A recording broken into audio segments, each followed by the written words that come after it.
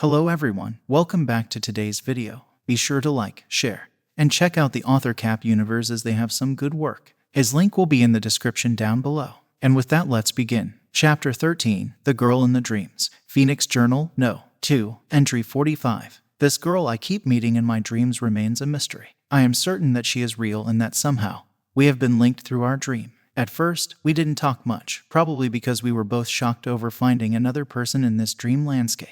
However, after a few nights we got over the shock and started talking, learning more about each other. Unfortunately, I can't find out as much as I would like about her without telling her who I am. And from what I do know, that wouldn't go very well. She was very clear in her distaste for the revolution. What I do know is that she is around my age, studies in Musutafu, and is very kind-hearted.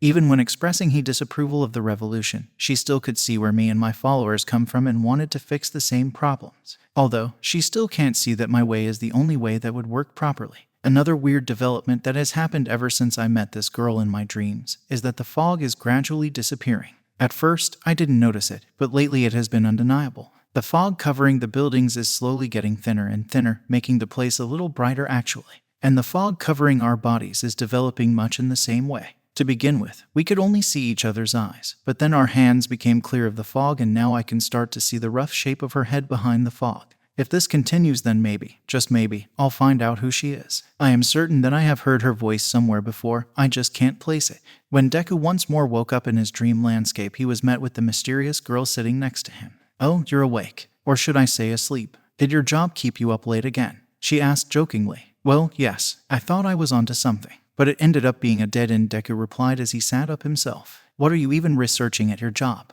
"I know it's about quirks, but what exactly?" she asked. "I work within quirk development and research, and right now specifically I work on how quirks carry over from one generation to the next," Deku explained, only telling half the truth. "Now, I've told you what I work with, so tell me what you are studying at this school of yours," he said. "Well, it's a bit embarrassing," the girl replied. "I study so that I can join the hero industry because they pay well," she explained. "So you're just after money?" Deku asked with a scoff. "It's not for me, it's for my parents. They have always struggled financially, and they always work so hard. So, I want to earn enough money so that they can relax," the girl elaborated.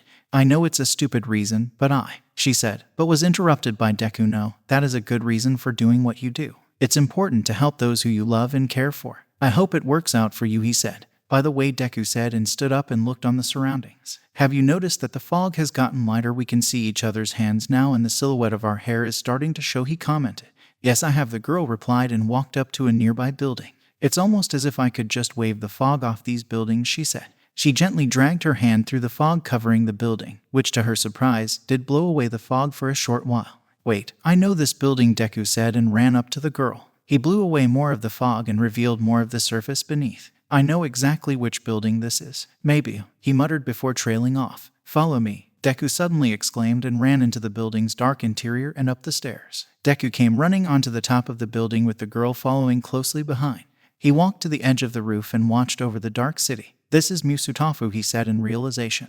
"You're right," the girl said excitedly as she walked up next to him and began looking around. "Which means that UA is that way," she said and pointed towards the hero school. "Yeah, and over there is," Deku said excitedly. "Before becoming more somber, that's where Mom used to live," Izuku said with a saddened tone before sitting down with his head low. The girl sat down next to Izuku and gave him an empathetic look. "He said that it's important to help those who love you. Was your mother one of them?" she carefully asked. "You don't have to answer if you don't want to," she quickly added. "No, it's fine, and yes, my mother was the only one who ever loved me and supported me. All everyone else saw was the poor quirkless kid. All those looks of sympathy when they found out, like I was disabled or something. It makes me sick. I guess that in some sense the only reason I keep going is because of her. Even if she isn't here anymore, I feel like she's still supporting me," somehow Izuku said with a saddened expression. "I understand, and I'm sure she would be proud of you, no matter what," the girl said. "By the way, why did you recognize this building?" the girl asked. "Oh, that. Well, you see, this is where my life changed," Izuku replied. "You see, when I was young, I had dreams of becoming a hero, even if I was quirkless. One time, I met a hero on this roof, and he told me to give up my dreams, that they were unrealistic. It broke me, but I got myself back together and found another purpose. Although, I think this building was destroyed in the Musutafu battle," he explained. "You know what I think? I think that whoever that hero is, they are an idiot. There are many heroes who barely uses their quirks. Anyone can become one with enough effort," the girl said. "Thank you," Izuku said with a fond look. He began before suddenly waking up from his dream and back into reality, breathing heavily. Izuku sat in his bed going over what had happened in the dream when he heard a knock on the door. "Come in," Deku said. The door opened to reveal Dabai standing on the other side. "This Yakuza brat contacted me. He wants to talk with you," Dabai said. "The Yakuza, they're nothing more than an old remnant of the old criminal world. They only want money and power," Deku said with a clear distaste. "But I'll hear what he has to say." "Who is he?" he asked. "His name is Kai Chisaki, also known as Overhaul, the leader of the 8 Precepts of Death," Dabai answered. "I'll meet him. Just give me a moment," Deku said and reached for his cloak. When Deku had gotten ready, he made a portal and came to an empty warehouse where Overhaul was already waiting. "So you're the one everyone keeps talking about, killing the League of Villains and the leader of a revolution," Overhaul said. "Get to the point. I have other things I'd like to do," Deku said impatiently. "I understand. You're a busy kid. You see, I have sources telling me that you like doing experiments related to quirks," Overhaul said. "Yes, and," Deku said, "well, I have this subject who has a very interesting quirk. A quirk I think can be used to make a quirk-destroying drug. Sadly, I have gotten stuck in my progress and I could use another person who could help me," Overhaul explained. "So you want me to help you create a quirk-destroying drug? What do I get out of that?" Deku asked. "If you help, you'll get to share use the product. I'm sure that someone like you could find use of a quirk-destroying drug," Overhaul offered. "Fine, I'll give you a visit 2 days from now so that I can take a look at your research. Then I'll consider helping you. Deal?" Deku said. "Deal," Overhaul replied. "Good, I'll see you then," Deku said and left through a portal. "So what do you think of him?" Dabai asked as Deku returned to the secret facility. "He thinks he is tricking me," Deku said with a scoff. "So he just wants to use you?" Dabai asked. "Yes, he wants me to help him with his project and then he'll distribute this quirk-destroying drug to me and other villains for us to use against heroes. However, he's a Yakuza. He wants to earn money and power, so he'll make an antidote and sell that to the heroes. He'll have a never-ending war where both sides will come to him for a product which he both controls supply and demand. I just want to get a closer look. I have no intentions of helping him. We'll destroy them eventually anyways," Deku explained. "Actually, I don't think we need to bother to destroy them. From what I have gathered, there's a hero agency that is currently investigating them," Dabai said. "More the reason to get a look as quickly as possible. Anyways, let's get back to recruiting," Deku said. "Wouldn't it be easier to just make enough nomas to topple the government?" Dabai wondered. "We could, but it wouldn't work in the long run. We would just been seen as conquerors without the support of the people. We want the new order to last. We need the support of the people, and that means having a revolution that succeeds because of them, not some mindless nomas," Deku explained. The night before he was supposed to visit Overhaul, Deku once more woke up in his shared dream landscape. This time before the girl. "I guess she's still awake," he mumbled to himself and stayed on the roof, waiting. After a short while she did appear next to him on the roof. "Look who's finally is here," he remarked. "I had a busy day today, so I had trouble sleeping. I guess the coffee didn't help either," the girl replied. "I know that feeling," Deku said with a chuckle. "Also, since we know that we are in Musutafu now, why not see how Yue looks?" he suggested. "All right," the girl agreed as they both started heading back down to the street. "By the way, last time we had this dream, right before we woke up, what were you about to say?" she asked.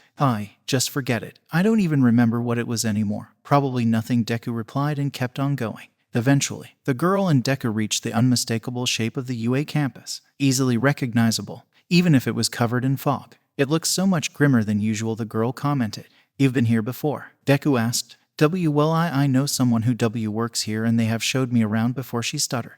"Then I guess you wouldn't mind showing me around," Deku said and gestured for the girl to go ahead of him. "Of course," she replied and began showing Deku around the campus. Despite of his resentment for the school, Deku couldn't help but enjoy his guided tour around the campus. The girl showed him around with such a bubbly happiness that he couldn't help enjoying it himself. After having been shown the main building and the dorms, the girl started showing him a more remote part of the campus, covered in trees. "This is probably one of my favorite places at UA. My friend often walks around here with me when we talk," the girl said as she and Deku walked among the trees.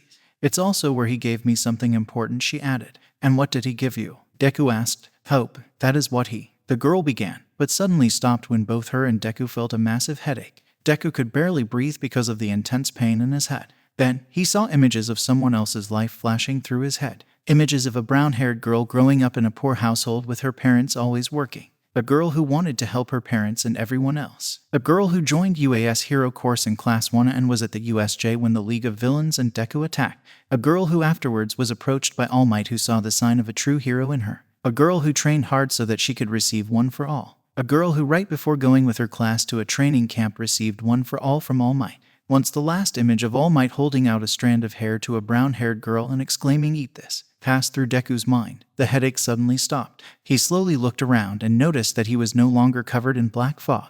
He then looked at the girl who he had just seen the life of, now also without fog covering her body. "Deku," she hissed as angry tears started falling down her cheeks. "Uraraka," Deku said in disbelief, right before dodging said girl's fist. Chapter 14. Saving Someone in Need. "So you're the one All Might chooses as his successor," Deku pondered as he dodged another strike from Uraraka. "You killed Ada," she yelled as her fist connected with Deku's chest. "So that's why I didn't see the pads you had on your fingers before," Deku mumbled as he tried to regain his breath. "Are you ignoring me?" Uraraka shouted, ready to lash out again. "Of course not. I just know that if All Might made you his successor, then there is no use in trying to change your mind on matters you've already decided on," Deku retorted.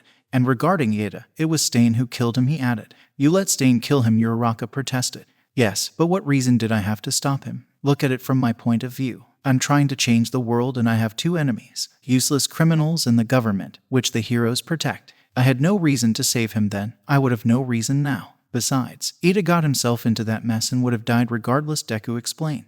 "You're still just a villain," Uraraka said. "If trying to fix the world is considered being a villain, then yes, I am a villain," Deku replied. "You're not trying to fix anything. You're just killing innocent people and making their lives miserable," Uraraka yelled. "Didn't you just see my memories like I saw yours? Or do you just decide to turn your back on all the suffering that has happened to me? The suffering countless people are going through right now," Deku shouted back. "Of course I know about it, but becoming a villain isn't the right way. There are other ways to help people," Uraraka replied. "What other way?" "Becoming a hero. I was never given the chance. Besides, the entire system is already rotten to its core. Even if there are good heroes, they won't make enough of a difference to fix anything. Or maybe you thought about becoming a politician. Don't make me laugh. There are barely any relevant quirkless politicians, and even fewer of them who aren't in the pockets of the hero industry. Now tell me, what other option is there?" Deku complained.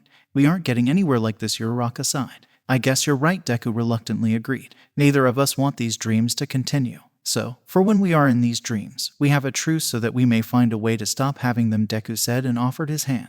"All right, but only in these dreams," Uraraka said and reluctantly shook Deku's hand. "Great," Deku exclaimed. "Now we've been here for some time now, so I don't think we have much time left here for tonight, so we need things to work on until next time. This is clearly linked to One for All, so we should get as much information as possible," Deku muttered, making Uraraka even more uncomfortable. "Oh, I know. You tell All Might about this and see if he knows anything. Meanwhile, I'll look into the samples I have of the quirk and see if I can find anything," Deku said. "If we get more time, we could." He began, but couldn't finish before suddenly waking up in his bed. Some time later, Deku was talking with Dabai and Todoroki about their plan for the meeting with Overhaul when Spinner entered the room. "Deku, the Nomus that chased Shigaraki is back," he reported. "Did they bring the body?" Deku asked. "Yes, although two of them hasn't returned and another one seems to have lost an arm," Spinner replied. "Of course," Deku huffed. "Presume that the two missing Nomus are dead, dispose of the injured one and put the remaining two on storage. Meanwhile, I want to see the body," he ordered. Right away, Deku. Spinner responded and started doing what he was told to. Deku entered the room where Shigaraki's body was. The body was laid out on one of Deku's many operating tables. "See, Shigaraki, there is no escape from the revolution. Dread it, run from it. Destiny arrives all the same," Deku said with a smirk as he looked down on the dead body. "The revolution will claim it all and burn it down. First was you and everything you tried to build. Those who are beyond repair because of this broken system," Deku narrated as he picked up the dismembered hand covering Shigaraki's face. "Then we'll remove the heroes, ruin their reputation and the entire corrupt industry they have built," he said and put the dismembered hand to the side. "And lastly, we'll take all the power away from the government, burning it all down. Only then will the new order arise from the ashes," he narrated as he filled a syringe with Shigaraki's blood. "I could probably use this in a Namu," he mumbled to himself and put the syringe away and picked up the dismembered hand again. "As for this," Deku began, "I think I'll keep it as a trophy," he said with a glee. "Goodbye, Shigaraki," Deku chuckled before he left the room. "Do everyone remember the plan now?" Deku asked as he and Todoroki got ready to visit the Yakuza base. "I think we got it after the second time you repeated the entire thing. But of course, Spinner had to forget one small part," Dabai replied. "It was just one small detail. How important could this visit even be? You don't even want to accept Overhaul's offer anyways," Spinner wondered. "Overhaul has a test subject with a quirk that can potentially destroy someone's quirk permanently. I need to know who this is, what their quirk is, and if we need them. That is why this is important," Deku replied. "Anyways, Overhaul is probably waiting already. Let's go and meet him, Todoroki," he said and opened a portal that he and Todoroki walked through. Once Deku and Todoroki emerged on the other side of the portal, they were greeted by Overhaul. Good, you're here, Deku. I was starting to worry. I can also see you brought. Overhaul began, but was cut off by Deku. Cut to the chase, Overhaul. I'm only here to observe your research to find out if I want to help you or not. I have other things to do as well, he said. Fine then, come this way, Overhaul said, and began leading Deku and Todoroki into the Yakuza base and through the underground corridors. Eventually, Overhaul brought Deku and Todoroki into a room with research equipment and an operating table. On the operating table sat a white-haired girl with a horn on her head, dressed in a hospital gown. Deku quickly noticed the bandages wrapped around her arms and the fearful look she gave Overhaul. Is this the subject? What is her quirk? Deku asked. Yes, her name is Eri and her quirk allows her to rewind objects, Overhaul replied. Let me get a look, Deku said, and approached Eri while giving Todoroki a signal behind his back. Deku began examining Eri to see if she had been injured elsewhere besides her arms. Meanwhile, Todoroki began talking to Overhaul, distracting the Yakuza leader. Please don't hurt me, Eri quietly pleaded. Don't worry, I won't. You just need to hold out a little bit longer, Deku whispered back. If you do as I say, you will be safe. All you need to do is, he began as he whispered instruction to her. Are you finished, Deku? Overhaul asked, making Deku slowly back away from Eri. I think it would be better to look over what I've done so far while Eri isn't here, Overhaul said. Yeah, I think so too, Deku replied. Get back to your room, Eri, and don't try running off again. We wouldn't want a repeat of yesterday, do we? Overhaul ordered. Eri silently complied and left the room with the same terrified expression. There, now show me your research, Deku said. Right over here, Overhaul replied and walked over to a row of filing cabinets. Just after a few moments of Overhaul showing Deku his research notes, Deku stepped back. You're sick, you know that? Deku asked. Overhaul just gave him a questioning look. Experimenting on a little girl and taking pride in it, Deku said. I thought you were the guy that would reach his goals with whatever means necessary. Overhaul calmly asked and became slightly more defensive. Almost anything. Some lines you simply don't cross. I hope you lose everything when the heroes raid this place, Deku answered and opened a portal behind him. But for now, I'm content with having Eri safe, he said as Overhaul realized what had happened. You won't get away, Overhaul threatened and took of his gloves and charged towards Deku and Todoroki. Suddenly, a Namu came from behind Deku. Once Overhaul touched the Namu, it exploded into tiny pieces, showing that Deku and Todoroki had already left through the portal. Bastards, Overhaul growled. When Deku and Todoroki returned to their facility, they were greeted by the sound of Dabai and Spinner trying to calm down Eri. Hey kid, we're just trying to help, Dabai said as he tried to approach Eri. Stay back. You're not the nice person, Eri yelled back with a terrified voice. Dabai, Spinner, stay back. You're scaring her, Deku ordered. Once Eri heard Deku, she ran to him and grabbed his leg. I'm scared, she whispered. Deku carefully lifted her up and looked at her. Eri, no one here will ever hurt you. Just breathe, Deku calmly told her. Eri started slowing her breath down and began calming down. She then clung onto Deku around his neck. There you go. Now, let us find a nice room for you to sleep in, and in the meantime my colleagues can prepare a nice meal for you, Deku said and watched as Todoroki went to make food. How does that sound? Deku asked. Yes, please. Thank you, Eri replied. Deku slowly backed out of Eri's room and gently closed the door, careful not to wake her up. You seem to have grown attached to her, Todoroki stated. Perhaps, after seeing all those scars Overhaul has given her, both physically and mentally. I just want to protect her, make her feel safe and happy, Deku confessed. That will be difficult considering the things we do, Todoroki remarked. Yes, but I don't feel it's safe to let anyone else take care of her, Deku replied. By the way, you and Dabai seems to be getting closer, he commented. What can I say? He's my brother and we have a lot of catching up to do. He ran away when I was 6 after all, Todoroki replied. Good on you. Maybe your other siblings will eventually join us as well. Deku wondered anyways. It's getting late. I'll see you tomorrow. Good night, he said and walked into his room. Deku laid down on his bed and drifted off to sleep, back into a familiar dream landscape. Chapter 15, Neurology. When Uraraka woke up in the familiar dream landscape, she was met with the sound of Deku's silent grumbling. Someone is angry, she commented. Oh, you're here, Deku said with the same attitude. Can you tell me what it is, or is it a secret? Uraraka asked. Well, I met this Yakuza leader called Overhaul. Deku began. Overhaul? Don't tell me you're working with him, Uraraka interrupted. Of course not. It's the Yakuza, I despise them, Deku replied. The reason I was there was because he claimed that with some help from me, he could make a quirk-destroying drug. I agreed to look at it and considered. Of course, all I wanted at the time was to see who the test subject was and if I could use them myself. Deku explained before he was cut off by Uraraka. What did you do to her? She asked. Oh, you know about her, Deku said, slightly surprised. Well, to make a long story short, I saved her. Right now she's sleeping in a room close to my own. Well fed and her wounds taken care of, Deku explained with a fond smile. You kidnapped her, Uraraka said accusingly. I saved her from the sick bastard who ran experiments on her, Deku hissed back. You experiment on people too, turning them into nomas, Uraraka retorted. Do you even know who I experiment on? Because I'll tell you. Rapists, murderers, sex offenders, abusers, and corrupt officials, that is who I experiment on. Never innocents and never children, Deku explained. So if you and that hero agency that is investigating Overhaul could kill that bastard as quickly as possible, I'd be very pleased, he said. You know what? I think that for once we can both agree on something, Uraraka responded. By the way, we should probably start talking about what we are supposed, Uraraka suggested. Yeah, we probably should. Neither of us wants this to continue, Deku said and began walking out of UA. Where are you going? Uraraka asked. A place that we can use to organize what we know about these dreams, Deku answered. Sometime later, Deku walked into a back alley and stopped next to a wall and began waving away the thin fog that still remained.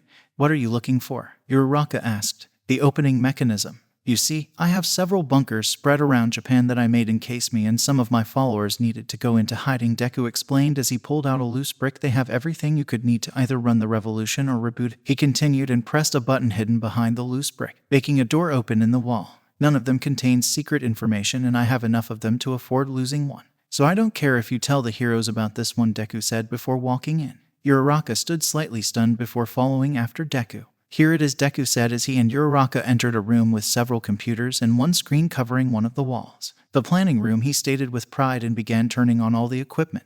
You really like to prepare, Uraraka commented. It's always wise to have a backup plan. That's why I have several, Deku said. How many? Uraraka asked. Enough, Deku replied. Now tell me, what did All Might know about these dreams? Deku asked and sat down in a chair next to a computer. Well, he wasn't very happy when he found out that you knew that I was his successor, Uraraka began. Good, Deku smirked. But he agreed to help us ending these dreams, Uraraka said, ignoring Deku's remark. So, what did he know? Deku asked. He didn't know much. He said he knew that things like this have happened with One for All before. However, that tended to be just seeing visions of the previous holders. Although, he was going to ask someone about his predecessor's experience with the One for All remnants. So I might know some more next time, Uraraka explained. Great, and I found nothing new when looking over the quirk. So I guess Deku said before becoming silent. Previous holders, he muttered. Uraraka, while we were alone in these dreams, did you hear voices? Deku asked. Yes, sometimes, like a group of people speaking. Although, they would always disappear before I could find them, she answered.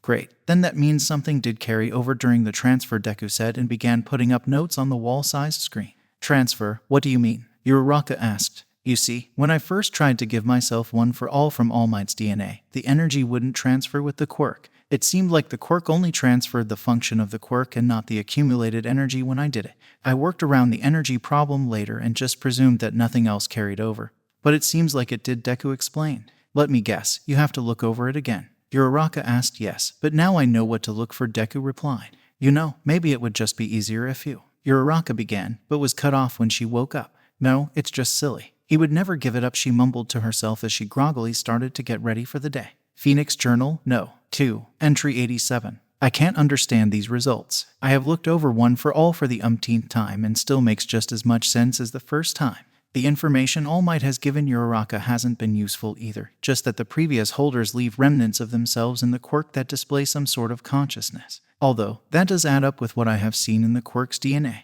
There are parts of DNA that is neither from the quirk nor its holder. I can't remove them since its way to integrate it into the quirk and would make it useless if I did. But it still shouldn't make me and Uraraka connected. It would make more sense if it connected my dreams with All Might's, since I gave myself a version without All Might's remnants, while Uraraka probably has a remnant of him somewhere in her DNA. Maybe Uraraka can help me make sense of this the next time we have dreams. Speaking of our dreams, it isn't as weird anymore. We have more or less stopped arguing like we did almost every dream before. It does happen, just very rarely. It really helps considering we have to work together to fix this problem. She also seems to have gotten over the fact that I'm taking care of Iri. She doesn't approve, of course, but she acknowledges that that is simply how things are now. Meanwhile, the Phoenix Revolution is moving forwards. Our numbers are growing, but we still need many more followers if we want to make the desired impact. I estimate that if nothing else happens, the revolution can begin at full force 1 year from now. Things are looking good. However, there is one slight thing that bothers me besides my shared dreams. I have analyzed Shigaraki's DNA, and there is something off about it. I can't quite place it, but something isn't right. The instruments tell me that the body's DNA is Shigaraki's, but I can't help but feel that I'm missing something. It's probably nothing, I'm just a bit paranoid. A few nights later, Deku and Uraraka were back in their dream landscape looking over all the things they had gathered so far about One for All. Are you sure there isn't something you've missed while analyzing the quirk? Uraraka asked. Of course I'm sure, Deku replied. I've checked so many times that I've lost count. I've done countless experiments with One for All, and I'm still not getting closer to why we keep having these dreams, he complained and slumped down in a chair with a huff. And All Might has told me everything he knows about One for All and the past successors, Uraraka said and sat down in another. Maybe if you hadn't killed All for One, then maybe he could have told us something, she suggested. Do you really think that it would be wise to have All for One alive? If he knew what I did to Shigaraki, I would be dead before the next sunrise. After that he would kill All Might. Then Deku responded, although you're probably right about him knowing something, he admitted. Maybe we should just give up, Uraraka pondered. Give up? We won't get anywhere if we do that, Deku complained. Does that matter anymore? We've gathered all we know about One for All and how it works, and we have learned nothing. Why waste so much of our time in these dreams and outside of them to try and stop them? I think we should just get used to having to see each other in these dreams and move on, even if it is quite awkward, she explained. No, there has to be a connection somewhere in this mess. We just need to find it, Deku said and looked at the screen displaying all that they knew. But yes, until we somehow discover that connection, we'll just have to get used to this, he concluded. The two sat silent for a while until Uraraka broke the silence. Deku, could you do something for me? She asked. What makes you think I would help a hero? Deku retorted with a scoff. It's about Overhaul, Uraraka said, gaining Deku's interest. I'm listening, he said. Well, tomorrow we are attacking his base. It's meant to be a rescue operation, but I know that you already have Eri, so they'll probably end up taking Overhaul. I wondered if you could, actually punish him for what he did. Uraraka asked. But don't kill him, she quickly added. You don't even need to ask me that. I'll make that bastard pay any day, Deku said as an evil grin appeared on his face. And don't worry about me killing him, he quickly added. Good, Uraraka said with a sigh of relief. He'll just wish I did, Deku said as his grin became a crazy smile. That's even worse, Uraraka exclaimed immediately, regretting her actions. Perhaps, but admit it, you want that bastard to suffer just as much as. Deku began, but was cut off when he woke up. Can't these dreams not end in the middle of a sentence for once? It's getting tiresome, he complained to himself. Overhaul was not pleased in the slightest. Everything he had built up had gotten destroyed in one swoop because of the heroes. Not to mention that he failed to develop his quirk-destroying drug because of Deku taking Eri from him. He didn't really think that it could get worse as he muffled out the back of an armored truck on the way to some prison. But of course, it got worse when the entire armored truck he was transported in was hit by an explosion and started tumbling around. The truck then suddenly stopped tumbling as if something had blocked it. A few seconds later, frost started spreading around the door at the back of the truck right before a fist smashed it open like it was made of brittle glass. Well, look who it is, Deku said in a dark tone as he walked into the back of the armored truck.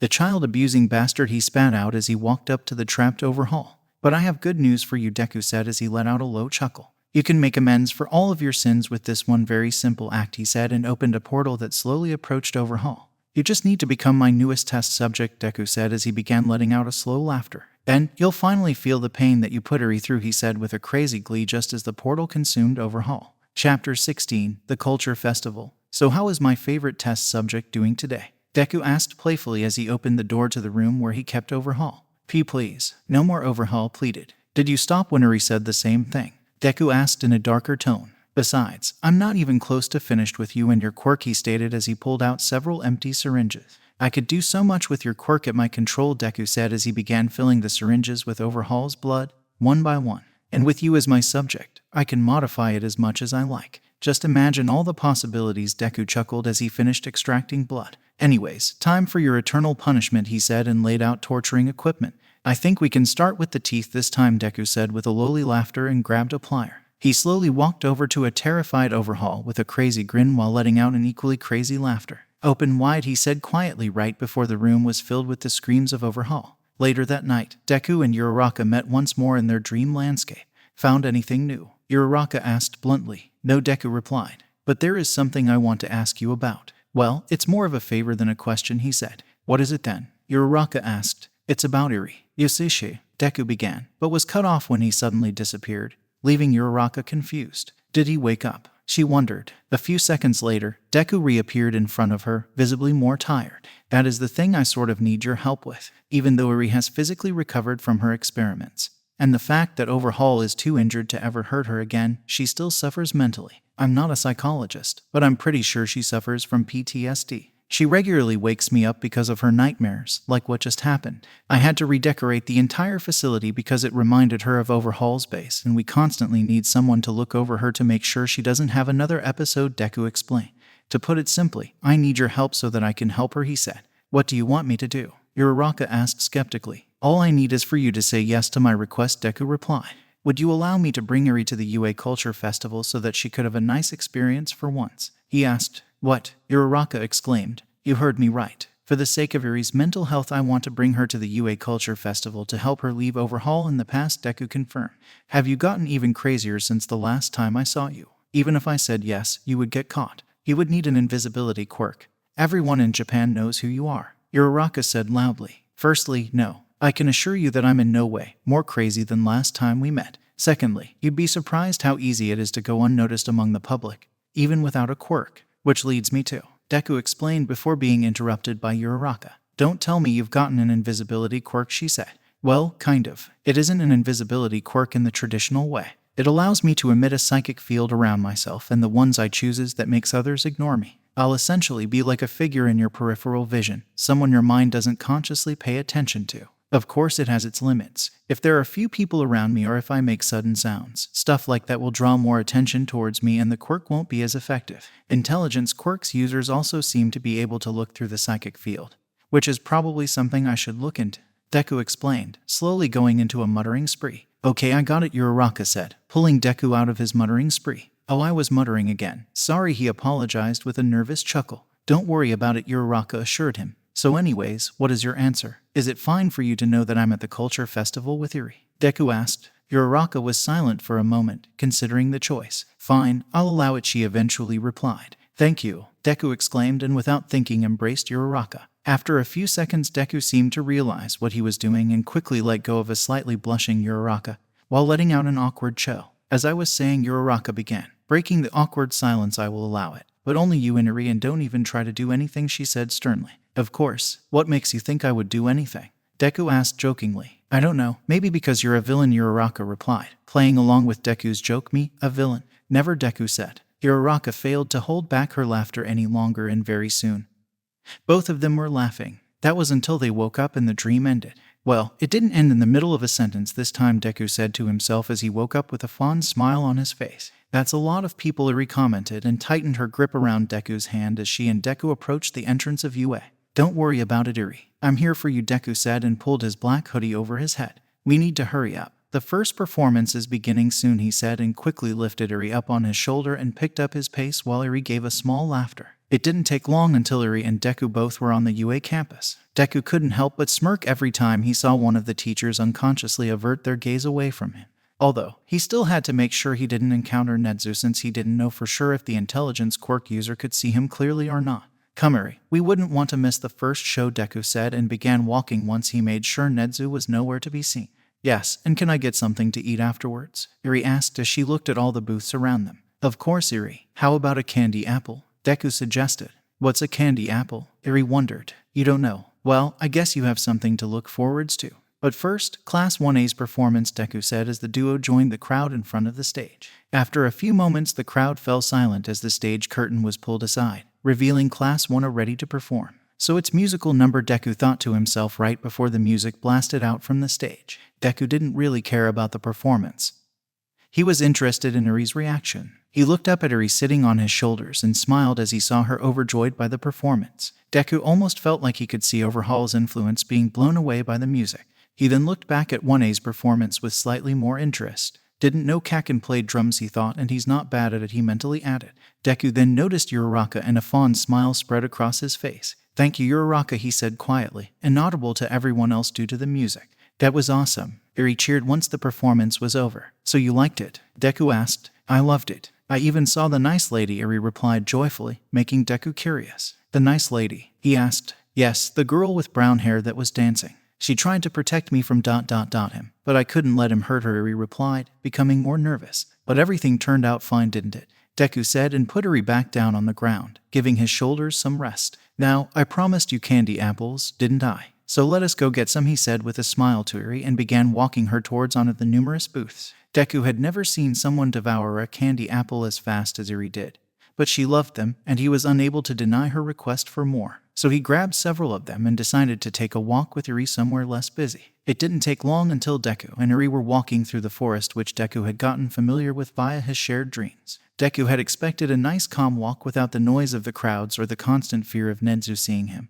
But things changed when Eri saw Uraraka also walking in the forest. "You're the nice lady," Eri exclaimed and began running towards Uraraka, instantly blowing away the cover of the quirk Deku was using. "Huh, Eri," Uraraka said with a confused look that must mean that, she said as Eri hugged her legs. Uraraka started looking around for Deku, with difficulty due to the quirk he used. "Right here," Deku said, turning off the quirk. Eri looked at the two heroes in her life with a slightly curious expression. "Deku, do you know the nice lady?" she asked. "Well," Deku began, but was cut off by Uraraka. "Yes, we know each other," she said rather coldly. "My name is Uraraka, by the way," she added with a warmer tone. Uraraka, Eri slowly spelled before looking up at Uraraka with a smile. "You don't have to save me anymore. Deku saved me from the bad man," Eri said. "That's good to hear. Does Deku take good care of you then?" Uraraka asked. "Yes, he gives me food and toys, and he and all his friends play with me," Eri answered with a constant smile. "Hey Eri, why don't you go a bit ahead so that I and Uraraka can talk about some other stuff?" Deku suggested to her. "Okay, Deku," Eri replied and walked further down the road, still visible to Deku. Once Eri was out of earshot, Deku and Uraraka became more serious. "You didn't lie about that quirk. I didn't even acknowledge that you stood right in front of me," Uraraka said. "Well, given the circumstances, you would have seen through it after a few more seconds anyways." "By the way, good performance," Deku replied. "Thank you. I had to fight a villain that called himself the gentle criminal on my way to the performance. Though he could ruin the entire culture festival," Uraraka complained. "Oh, if he had done that, I would have made him regret it," Deku said with a sinister voice. "I hope you haven't done anything," Uraraka said, ignoring Deku's comment. "Well, I did steal like a dozen candy apples to satiate Eri's hunger for sweets. But other than that, nothing," Deku answered. "Good. Now, you should probably return to Eri. She seems eager to move on," Uraraka said and looked over to an impatient Eri. "Yes, of course," Deku said and began walking away. "Oh, Uraraka," he called out. "Yes?" she asked. Thank you for letting me give Eri this. She really needed it," Deku said sincerely. "You're welcome. Goodbye, Deku," Uraraka replied. "Goodbye, Uraraka," Deku said and walked away with Eri, activating the disguise quirk. "Although, I think I needed this as well," Deku mumbled inaudibly to himself. As the day went on, Eri became more and more tired. Eventually, Deku had to carry her back home as she almost fell asleep. As Deku left the UA campus while carrying Eri in his arms, she snuggled closer to his chest. "I had so much fun. Thank you, Dad," she said tiredly right before falling asleep in the arms of a shocked Deku. He stood there for a long while, processing what Eri just called him. "Dad," he said carefully, trying to get a sense for the word. He then looked at the sleeping Eri as a fond smile grew on his face. "I'll gladly be your dad, Eri," he said and carefully kissed her head before opening a portal back to his facility. And with that, I'll see you all in the next part. For those who are interested, we have a Discord down below. Be sure to aim for the stars and drink plenty of water. And take care until next we see each other again.